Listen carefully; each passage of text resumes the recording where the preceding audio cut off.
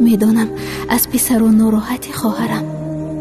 медонам фарёд мезананд, бемаърифатанд, ҳарфи бад мезананд, ҳатто бозӣ ҳам карда наметавонанд. аммо онҳо гуноҳе надоранд.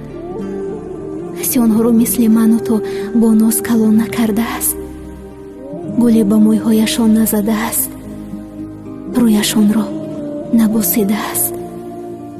онҳо ба ҷои буса ҳамеша шапотӣ хӯрдаанд, то ёдашон бимонад ки мард бояд қавӣ бошад.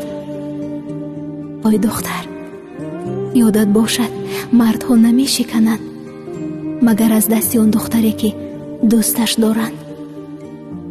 писарҳо лухтак надоранд, аммо худро барои духтарҳо лухтак мекунанд. аз ин ро қадрашонро донед, хоҳарам.